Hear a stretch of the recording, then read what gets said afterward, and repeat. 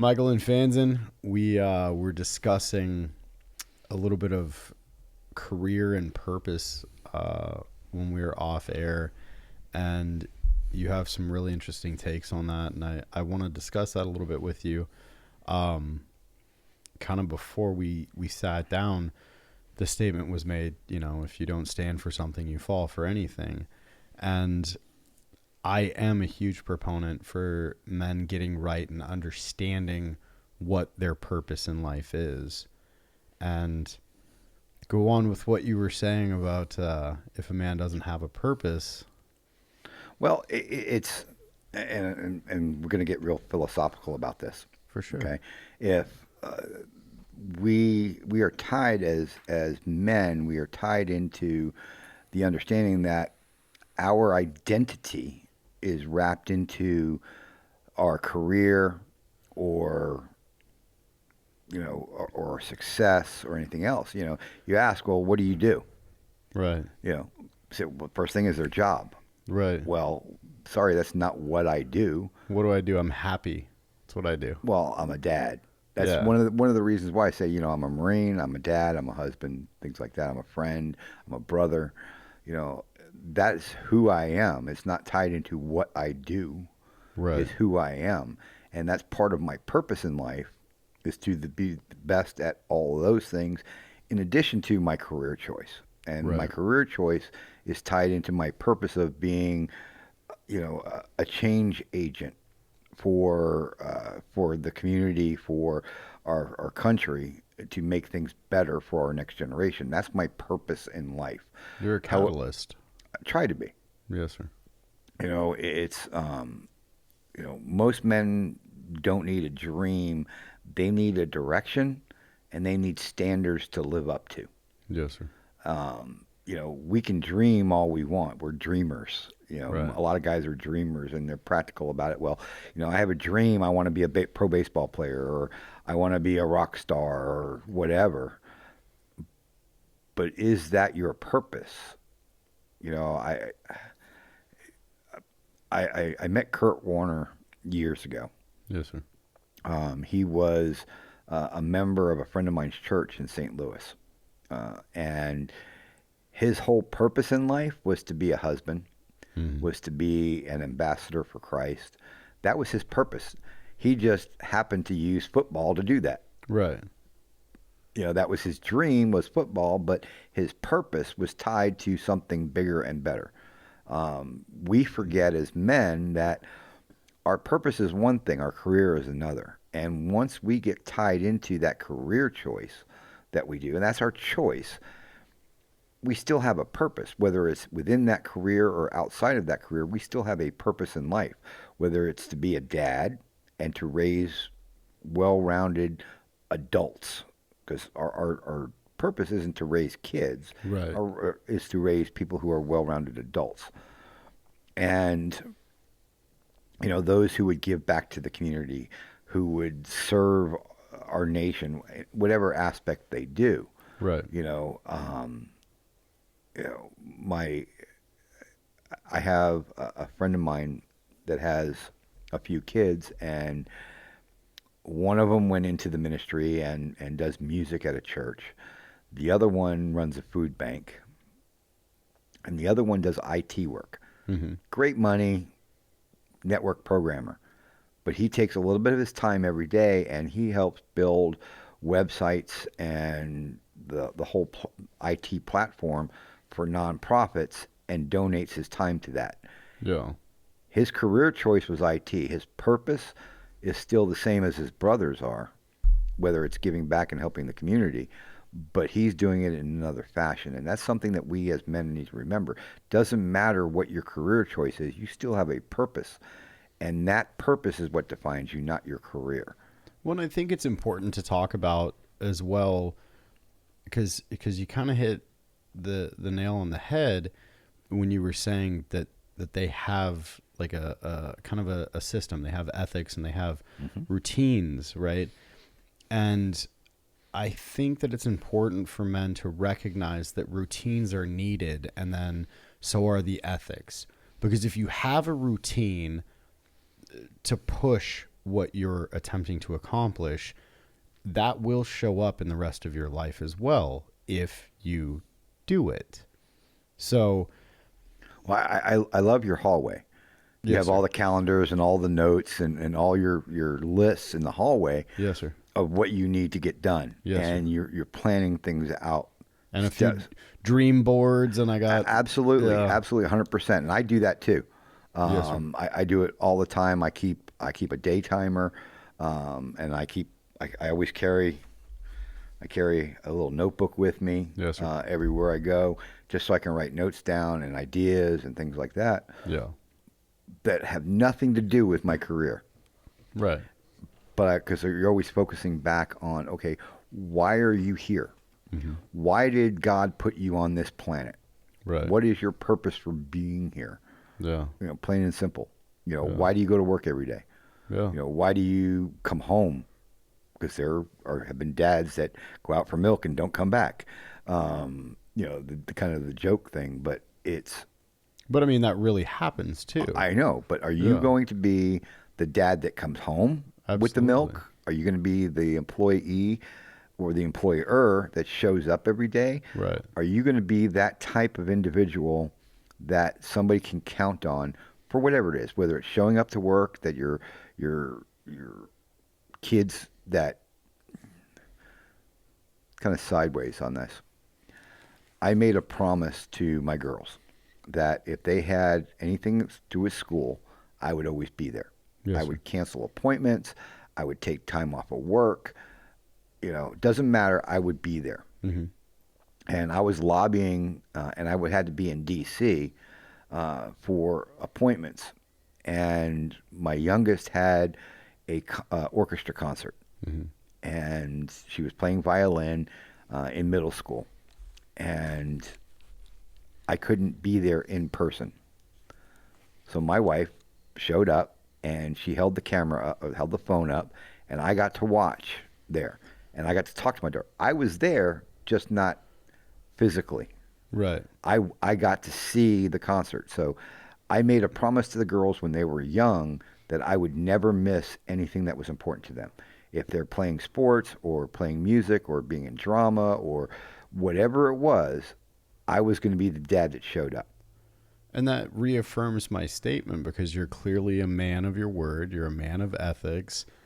And so if you tell someone that you're going to show up for them, you show up for them. Mm-hmm. And I think that that's extremely instrumental in being the type of man who's high achieving, the type of man who's unrelenting, the type of man who does all of the things that they set out to do, is because they have that integrity with themselves. Ralph Waldo Emerson has a quote that I absolutely love. And this is that going back to Thoreau and that Yes. whole group of individuals. Who you are speaks so loudly, I can't hear what you're saying. It goes back to the what you see is what you get. Yeah. Who you are speaks so loudly, I can't hear what you're saying. Yeah. So it doesn't matter what you say, you're showing me by your actions. Agreed. And I think the purpose that we need to have as men is to show the world that this is who we are. Unapologetically, this is who we are. Yeah. I'm going to be unapologetically a girl dad and go get pedicures and get my toenails painted. Sorry. Guilty as charged. But I am going to be unapologetically a good husband, and I'm going to do the dishes and take out the trash. And you know what? I'm going to cook dinner. Right.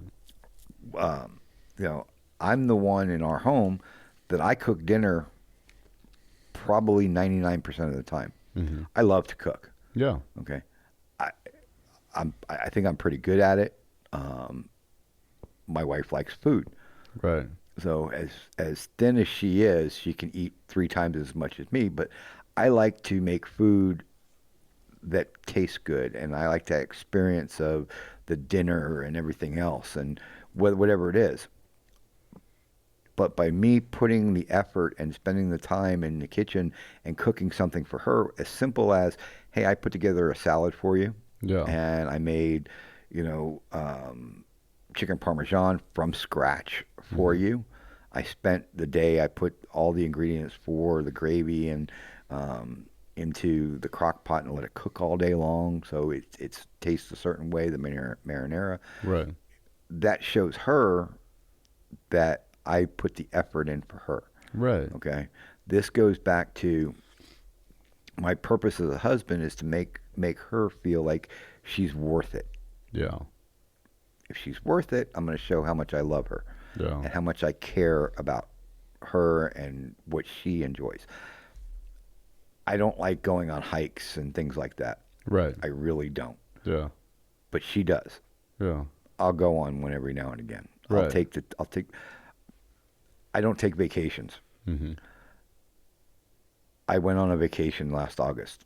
I spent the week with her. She has a condo in Sebastian, Florida, and we spent a week at the condo.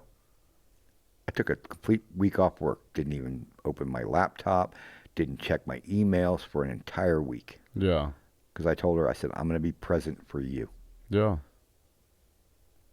But that's you putting your purpose first of being a good husband before work, and you're showing up, making the sacrifices, and your career. But it's not really a sacrifice. It's just being focused on what the outcome or what direction I need to go. Okay. And for me to be successful, and because success is a big thing with men, Yeah. okay, what defines success? I think that's an individual term. Right. And that's part of our purpose. So it's for me to be successful at, being a dad or being a husband or being a brother or being a friend is part of the purpose that I feel that why I'm here. If that What makes sense. it does. What would you say has been your greatest defining moment in your purpose?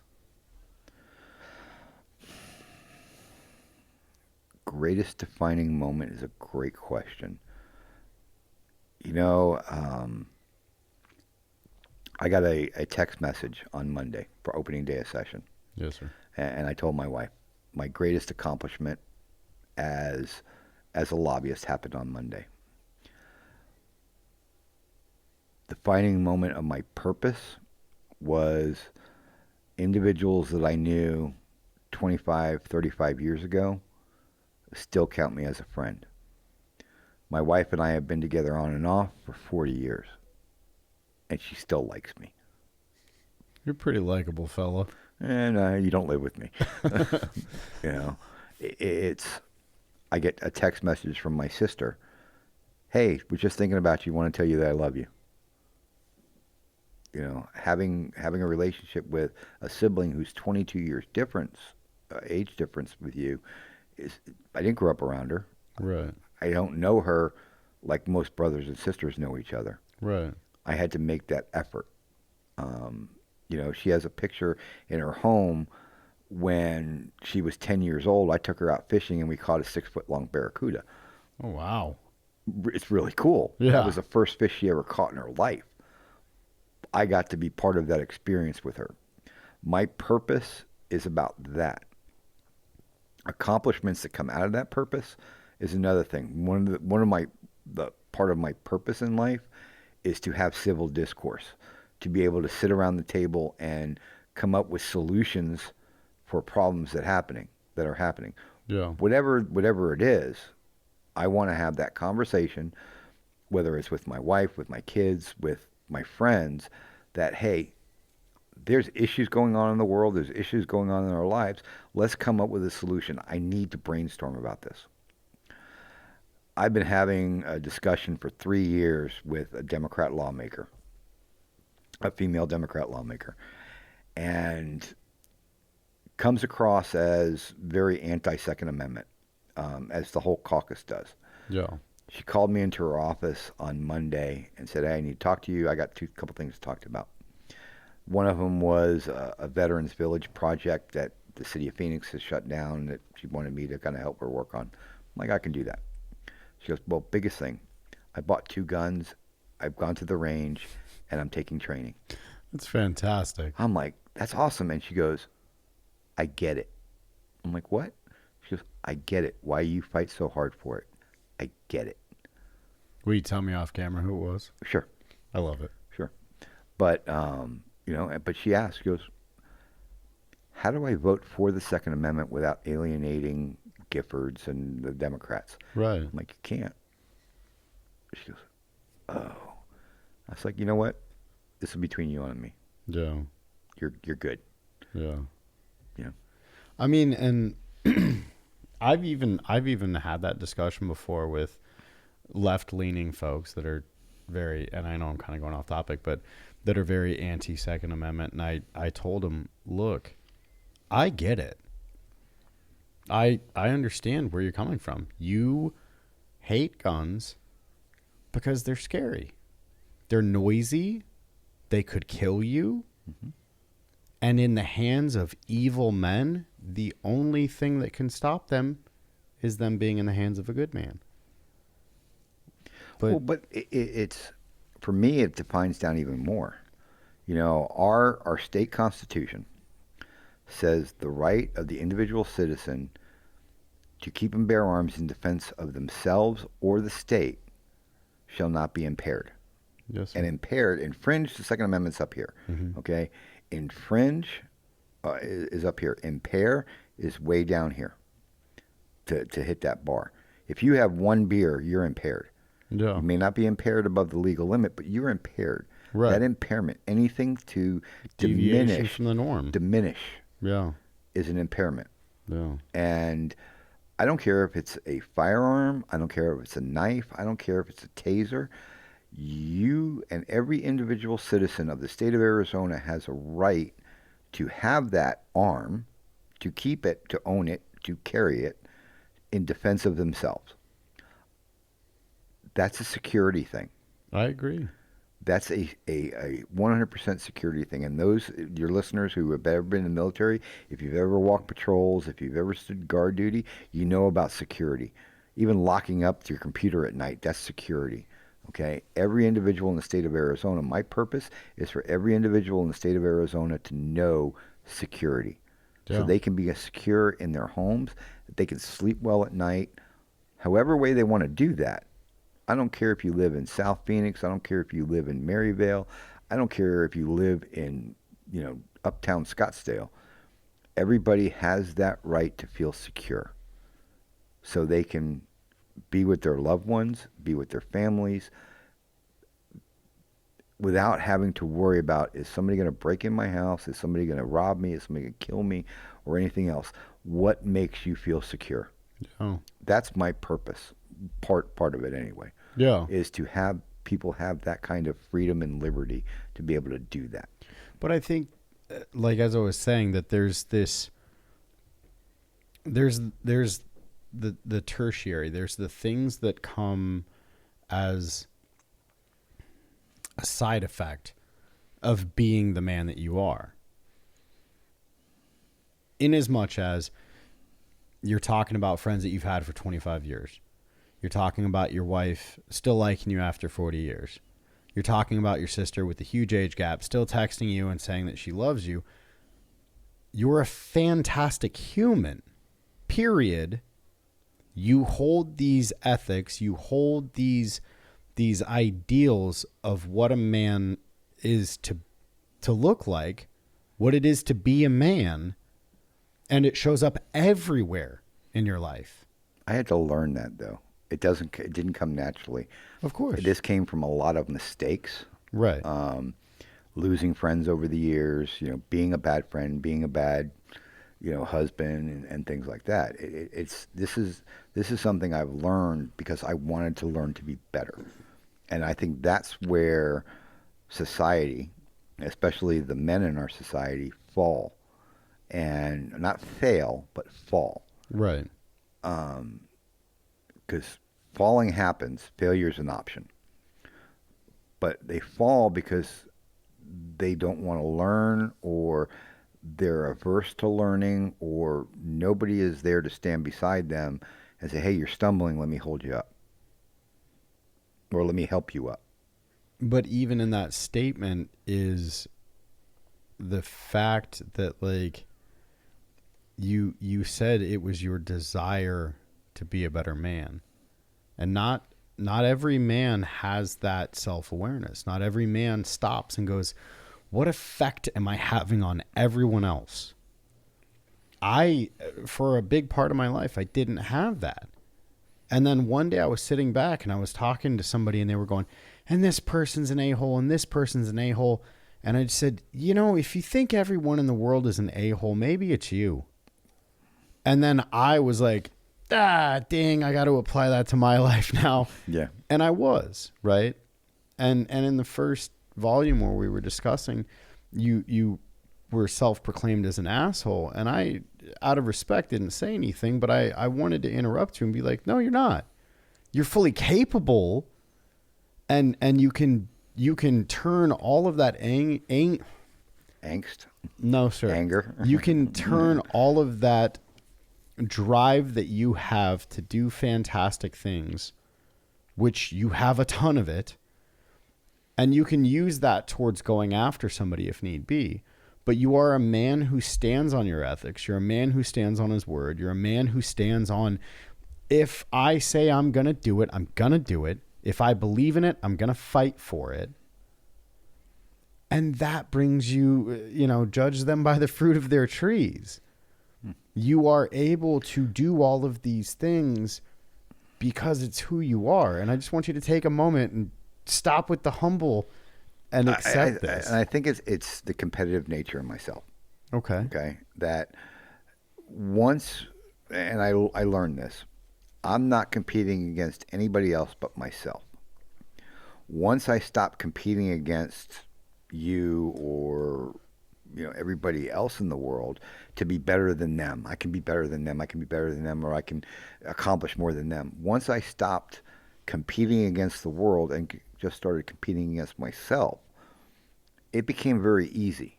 And I think that's where we fall, not Right. fail, but fall when we're competing against everybody else. Husbands and wives compete against each other.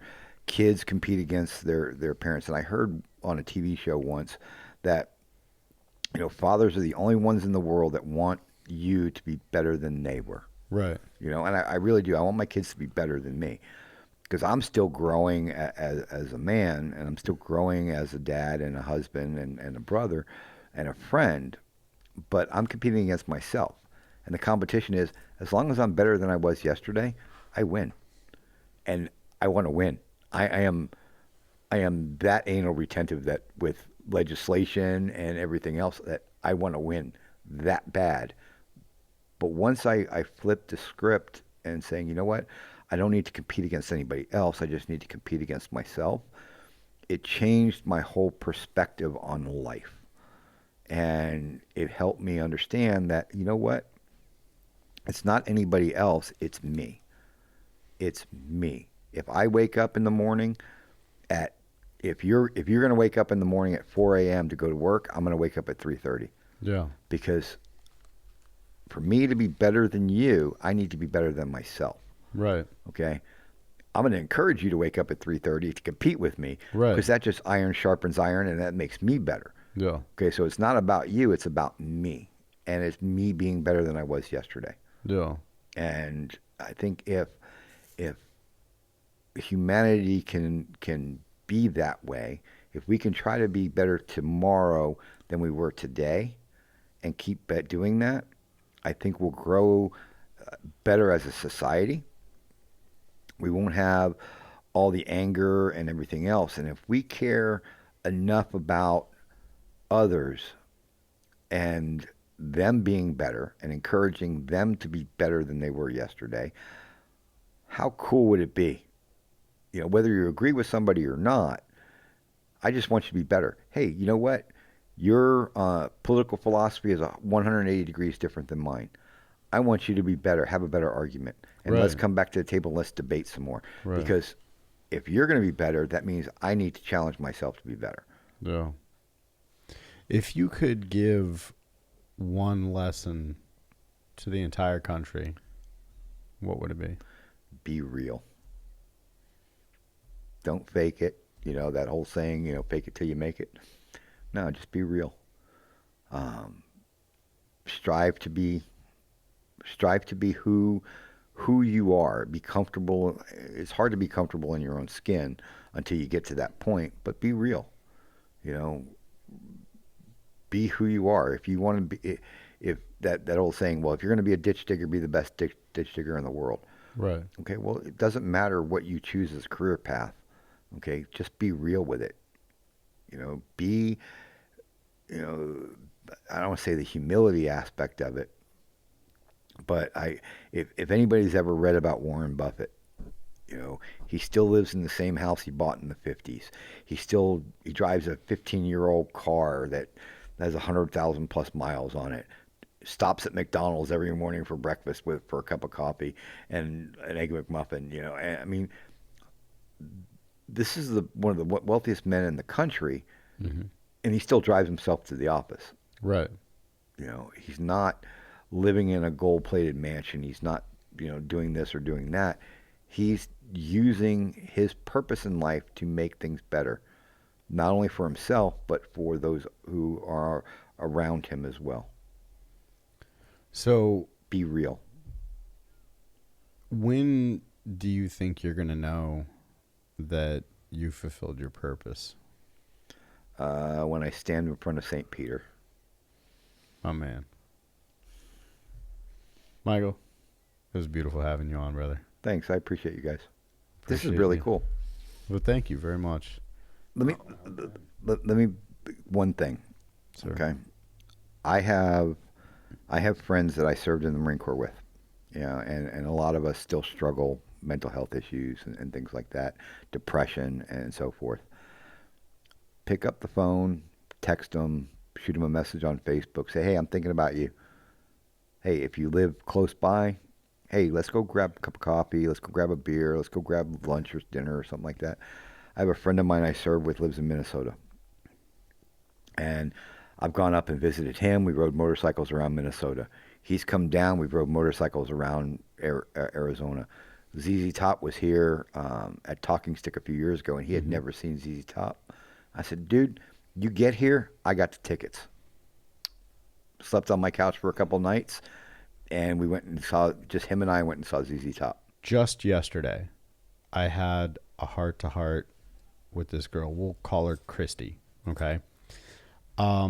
She had dog tags tattooed on her forearm, and I made a comment about it. I knew exactly what it was. It was a memorial tattoo. And we got to talking, and I'm at her place of work.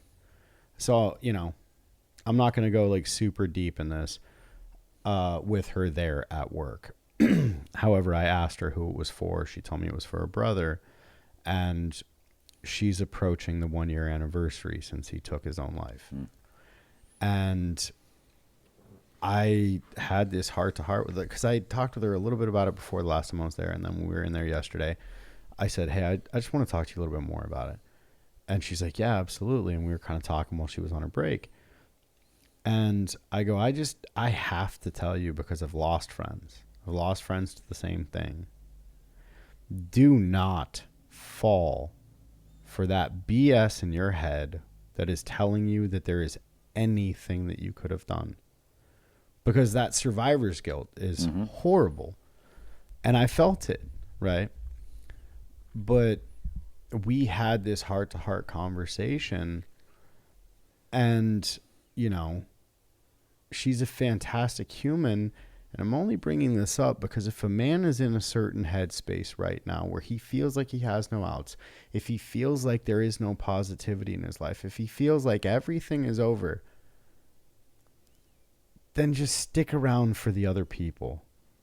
Because that girl is going through hell right now. And it's been, I think she said 10 months, 11 months since it happened. People don't realize, and you hit it right on the spot, they feel like there's no outs.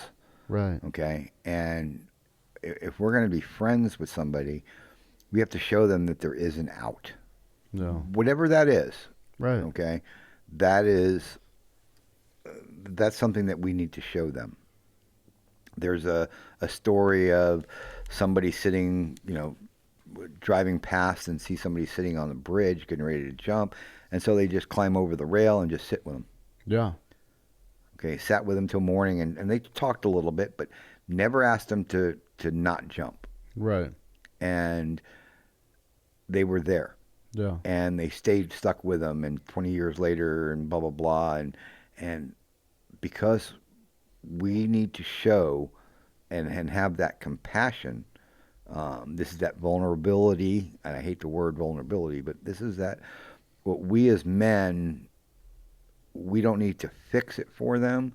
We just need to be there for them. Yeah.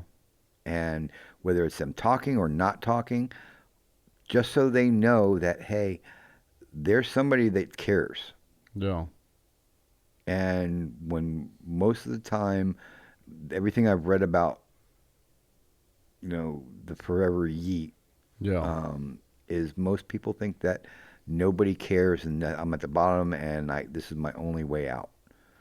But I don't think, especially when it's like combat related PTSD, because that was the situation that this girl was going through.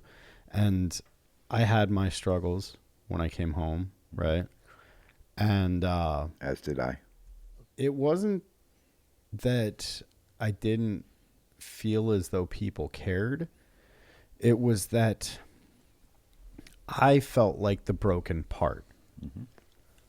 It wasn't that I didn't have people that didn't want to repair me. I knew that, but I felt unlovable. I felt unfixable. And it took a ton of work to get even to accept that I deserve love. And I remember the moment that I felt that way, and I cried like a baby. Mm-hmm. Because how how do you hate yourself so much and expect anyone to be able to love you? But if you are that person, do not fall for that lie that you are broken. Do not fall for that lie that you're not able to be okay, because you are. I know we're getting tight on time, but this is something I'd love to come back and chat with you We'd guys for love to another have you hour on again, brother. about this because veteran suicide is something that I am passionate about. I Same. lost some friends. Same. 3 years ago. I wrote a bill, veterans suicide prevention pilot program. Okay. Peter Pingarelli, Representative Pingarelli, Beverly Pingarelli's husband, he was in a wheelchair, paraplegic, and he was a professor at Grand Canyon. Okay. At one of the political events, he and I were talking, and he said, "Well, what are you doing with veterans?" Blah blah blah. I said, "I'm trying to figure out, how to stop suicides. We have such a disconnect between Vietnam and the Gulf and GWAT veterans that there's such a disconnect, and they all, the younger ones not listening to the older, blah blah blah." He goes, "Yeah, I see a lot of veterans come through that I think are struggling, but I don't know." Right. So we started talking. I said, "Well, do you get any suicide prevention training?" He goes, "Yeah, we get it for kids." I said, "Well, tell me a little bit about it." And he was telling me about what civilians go through and the indicators from civilian side of the house. I Mm-hmm. said, "Well, no, veterans don't do that. Right. Veterans is the complete opposite." He goes, "Wow." So we started talking about that. I said, "Well, would it be beneficial for you if you had some kind of training from a veteran service officer to know what to look for?" He goes, "Absolutely." So wrote a bill. It was a $500,000 appropriation to do cross training for those individuals, VSOs, and those individuals around the state who wanted to be trained, doctors, nurses, college professors, anybody who wanted to be trained to see what the indicators for veterans were for suicide, which also first responders have the same type of things. So there's some Of bleed over course. there. We got the results back about 8 months ago. We got the results from the indicators back. First year, suicides went down 10%. Second year, suicides went down 10.4%. we're trying to figure out how we can make an ongoing appropriation and continue this up. I would assume that your numbers ought to do quite well about speaking towards its effectiveness. Yeah, but it's just, we can get into that as well. A lot of legislators, oh, you're a veteran issue, we'll check the box, and they don't really care. They just Mm. it's just another box to check.